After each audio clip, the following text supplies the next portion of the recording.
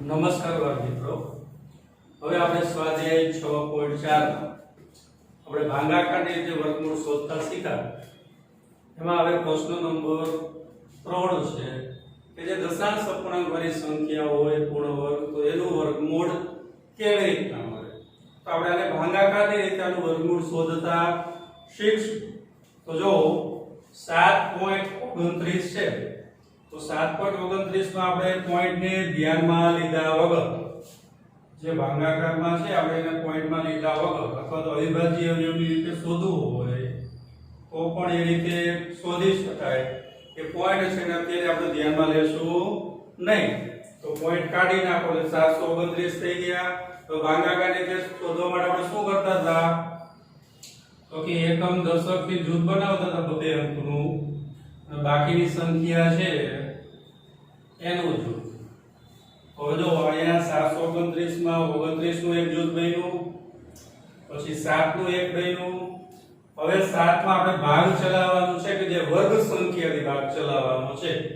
તો 7 માં કઈ વર્ગ સંખ્યાથી ભાગ ચાલશે, તો આપણને વર્ગ સંખ્યા ખબર છે, 1 નો વર્ગ 1, 2 નો વર્ગ 4, 3 નો વર્ગ 9, 4 નો વર્ગ 16. તો હવે જો અહીંયા 7 છે, 7 માં કઈ સંખ્યાથી ચાલશે, તો કે 4 ભાગ 4. તો આપણે 4 મૂકી દયો.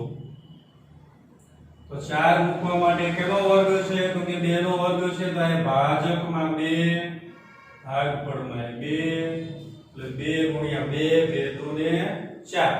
હવે શું કરશું, બાદબાકી. બાદબાકી કરો, 7 માંથી 4 જાય એટલે કેટલા વધશે, 3. ઉપરથી શું કરવાનું, જૂથ ઉતારી દેવાનું, તો કેટલા થઈ જશે, 329. હવે શું કરવાનું છે, તો કે અહીં જે ભાજક સંખ્યા છે 2 માં શું કરવાના, ડબલ કરવાના, એટલે 2 માં 2 ઉમેરી દયો, એટલે 2 ને 2 કેટલા થઈ જાય, 4. હવે અહીંયા સંખ્યા આપણે એવી મૂકવાની છે, ખાલી જગ્યા મૂકી અહીંયા 4 ની બાજુમાં એવી સંખ્યા શોધવાની કે એકમ અંક શું છે, 9 છે. તો વર્ગ સંખ્યામાં આપણને 9 ક્યાં ક્યાં મળે, તો કે એક તો 3 નો વર્ગ કરીએ તો 9 મળે. તો અહીંયા 4 ની જગ્યાએ આપણે 3 મૂકી દયો, 3 ગુણ્યા કેટલા, જે અંક મૂકો એટલા જોડે ગુણવાના. તો 3 તરી 9, 3 ચોક 12, અહીંયા 129 થાય છે. તો આ 3 છે એ આપણા માટે નથી. તો હવે કઈ સંખ્યામાં આપણને એકમનો અંક 9 મળે, તો કે 7 નો વર્ગ.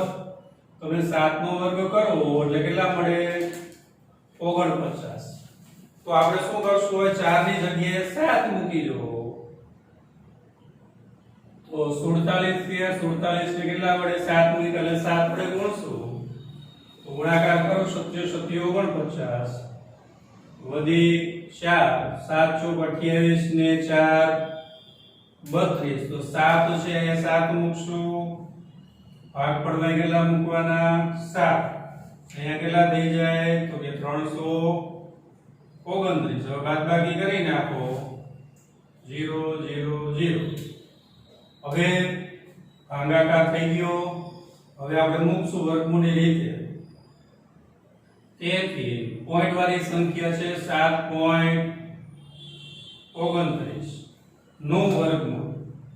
હવે અહીંયા ધ્યાન આપશું, જે આપણું જે ભાગફળ આપ્યું છે કેટલા આવ્યા છે, 27. 27 માં આપણે પોઈન્ટ કાપવાનો થાય. શું કામ કે પોઈન્ટ વાળી સંખ્યા છે, પોઈન્ટ પછી 2 અંક છે, તો એક અંક પોઈન્ટ કાપવાનો થાય. જો પોઈન્ટ પછી 4 અંક હોય તો 2 અંક પોઈન્ટ છે એ કાપવાના થાય. અહીંયા જમણી બાજુથી અહીંયા પોઈન્ટ પછી 2 અંક છે એટલે એક અંક કાપશું, એટલે અહીંયાથી 7 પાસેથી પોઈન્ટ કાપો તો 2.7. 6 એક પોઈન્ટ પછી 4 અંક હોય તો આનો જવાબ છે આપણે અહીંથી 2 અંક ખસવાના હતા, બરાબર. પણ આપણે એવી કોઈ સંખ્યા છે નહીં, પણ દશાંશ સ્વરૂપમાં આપણે મૂકતા હોય તો આપણને ખબર છે કે રીતે પોઈન્ટ મૂકવો કેમ કાઢવો, બરાબર. તો અહીંયા આપણે પોઈન્ટ કાઢ્યા વગર ભાગાકારની રીતે વર્ગમૂળ શોધ્યું. પછી છેલ્લે જ્યારે જવાબ મૂકીએ તો પાછો એનો પોઈન્ટ છે, પોઈન્ટ પછી 2 અંક હોય તો એક અંક એના જવાબમાં તમારે કાપી નાખવાનું. આ રીતે ભાગાકાર જે દશાંશવાળી સંખ્યા હોય પૂર્ણ વર્ગ તો એનું વર્ગમૂળ છે પણ એ પણ સાદી રીતે જ મેળવી શકાય. પોઈન્ટને ધ્યાનમાં લીધા વગર જે રીતે આપણે અવિભાજ્ય અવયવની રીતે કરવું હોય તો પણ આ રીતે કરવાનું. છેલ્લે એને પાછા પોઈન્ટમાં મૂકી ને એના આપણે અવિભાજ્ય અવયવમાં પાછો જે જવાબ મળે એમાં પોઈન્ટ કાપી નાખવાનો. બરાબર. તો આ રીતે દશાંશવાળી સંખ્યાનું આપણને શું મળી જાય? વર્ગમૂળ છે એ મળી જાય. હવે આપણે જોવાનું છે પ્રશ્ન નંબર 4. તો પ્રશ્ન નંબર 4 માં શું છે? જો તમારી પાસે પાઠ્યપુસ્તક હશે તો ચેક કરો.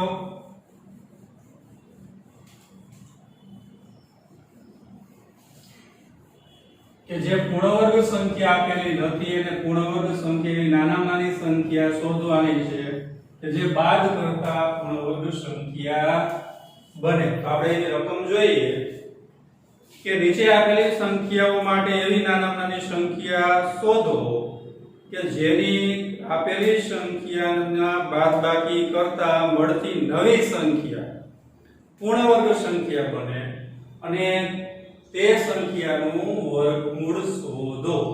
તો હવે આનું આપણે એક એક્ઝામ્પલ લઈએ તો 402.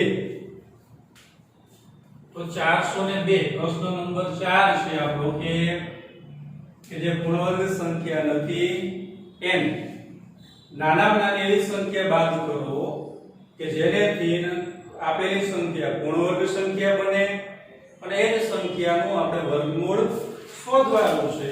આપણે આગળ અવિભાજ્ય અવયવની રીતમાં એવું શીખ્યા હતા ખ્યાલ હોય કે જે આપેલી પૂર્ણવર્ગ સંખ્યા નથી એને ગુણવાથી અથવા તો ભાગવાથી કે આપેલી સંખ્યા છે પૂર્ણવર્ગ સંખ્યા બને. તો એમાં ફરજિયાત તમારે અવિભાજ્ય અવયવની રીતે જ તમે એમાં કરી શકો ગુણવા માંગવાનું હોય તો. અને જ્યારે બાદબાકી અને સરવાળો કરવાનો કીએ તો એને આપણે માત્ર ને માત્ર ભાગાકારની રીતે.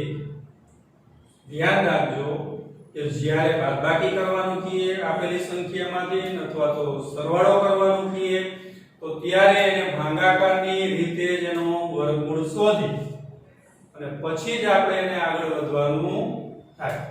તો ચાલો હવે જોઈએ કે કઈ નાનામાં નાની સંખ્યા એવી મળશે. તો આપણે એક ઉદાહરણ લઈએ 402. તો 402 છે એને આપણે ભાગાકારની રીતે લઈએ વર્ગમૂળ શોધો. તો અહીંયા 402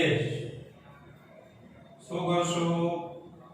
પેલા જૂથ બનાવ્યા 0 2 પછી 4 નું કર્યું. હવે 4 માં ભાગ ચડાવવાનો વર્ગ સંખ્યા.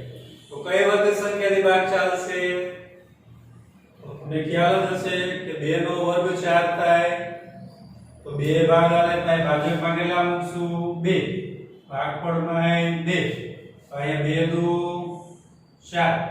હાલો 4 માંથી 4 જાય એટલે 0. ઉપરથી જૂથ ઉતારો. બરાબર. બાદબાકી કર્યા પછી આપણે જૂથ નીચે જેમ ભાગાકારમાં સંખ્યા ઉતારી છે એ જ પ્રમાણે હવે શું કરવાનું? અહીંયા સંખ્યાને ડબલ કરવાની છે ભાજકમાં. તો ભાજકમાં ડબલ કરો 2 2 4.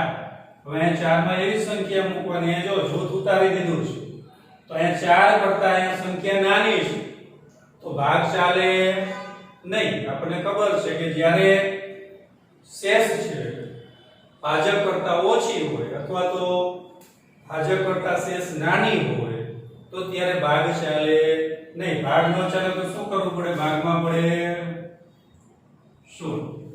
બરાબર. તો અહીંયા શેષ વધશે.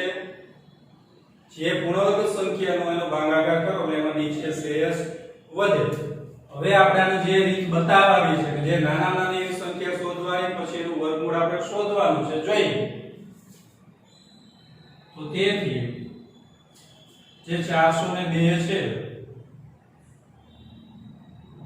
એમાંથી જે શેષ છે એ બાદ કરી દઈએ. તો આપણે શેષ બાદ કરી દઈએ. કેટલા આવ્યા છે? 2. શેષ કેટલી મળી? 2. એ બાદ કરો એટલે કેટલા મળે આપણને? 400. તો જો 400 નું આપણે વર્ગમૂળ શોધવાનું છે તો વર્ગમૂળની નિશાની મૂકીએ તો 400 નું વર્ગમૂળ કેટલું થશે? તો આપણો જવાબ મળી ગયેલો છે ઉપર કેટલો છે 20 છે. તો આનું વર્ગમૂળ આપણને ડાયરેક્ટ ખ્યાલ આવી જાય. જો 2 નું વર્ગમૂળ કેટલું થાય? 4 નું વર્ગમૂળ 2. y બે શૂન્ય છે તો વર્ગમૂળ આપણે શું કરતું હતું? વર્ગ કરતા હતા તો શૂન્યની સંખ્યા ડબલ હતી.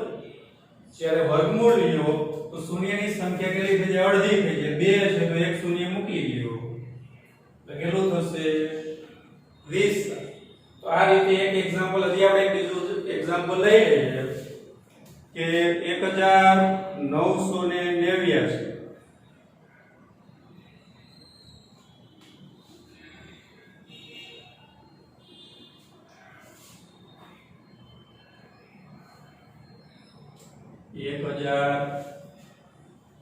1989. તો આના માટે આપણે ભાગાકારમાં મૂકશું.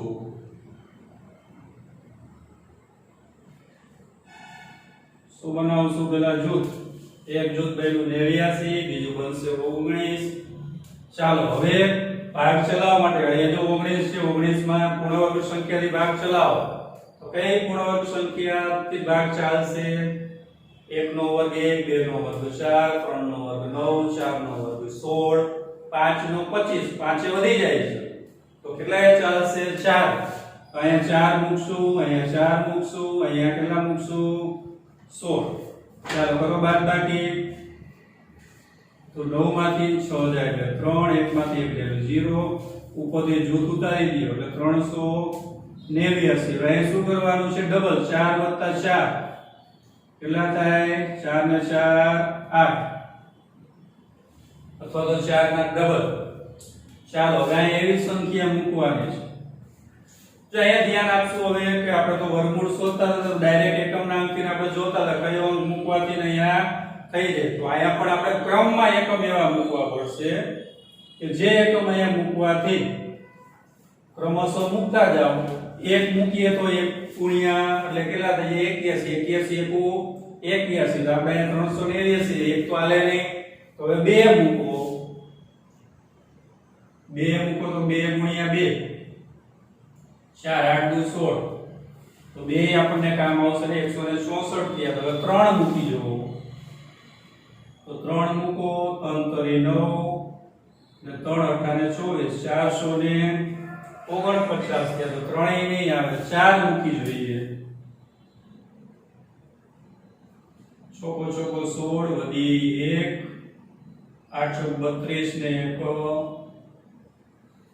33 336. હવે 5 વડે કરી જુઓ તો છે વચ્ચે 25 વડા 2 8 5 40 ને 2 42. તો અહીંયા વધી ગયા. જો 5 મૂકીએ તો વધી જાય તો કેટલા ચાલશે? 4 મૂકો તો અહીંયા 4 મૂક્યા તો 4 મૂકો 336. તો બાદબાકી કરો. 9 માંથી 6 જાય તો 3, 8 માંથી 3 જાય તો 5, 3 માંથી 3 જાય તો 0. કેટલી શેષ વધી? તો કે 53 શેષ વધી. તો 53 શેષ વધી. હવે આપણે રીત બતાવવાની છે કે જે સંખ્યા આપેલી છે એમાંથી શું કરવાનું? પહેલા તો બાદબાકી કરવાની છે કે જે તેથી 1989 માઈનસ 53 બરાબર. તો બાદબાકી કરો. 9 માંથી 3 જાય એટલે 6, 8 માંથી 5 જાય એટલે 3, પછી 9 ના 9, 1 નો 1 1936. 1936 છે એનું વર્ગમૂળ શોધશું. 1936 બરાબર કેટલું એનું વર્ગમૂળ થશે? જાય ભાગફળમાં આપણે શોધેલું છે જે ભાગફળમાં આવે જેનું વર્ગમૂળ થાય તો કેટલું થાય? 44. ચાલો મળી ગયું. તો આ રીતે પ્રશ્નો 4 છે. બાકીના જે દાખલાઓ છે તમારે તે ઘરે કરવાના છે. હોમવર્કમાં તમારે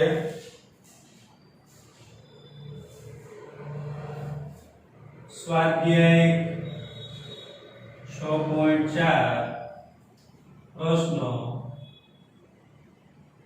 3 3 અને 4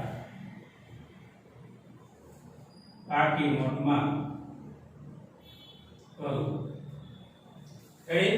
તો ચાલો આટલા દાખલા ઘરે હોમવર્કમાં કરીશું. પ્રશ્ન 3 અને 4 ના બાકીના જે છે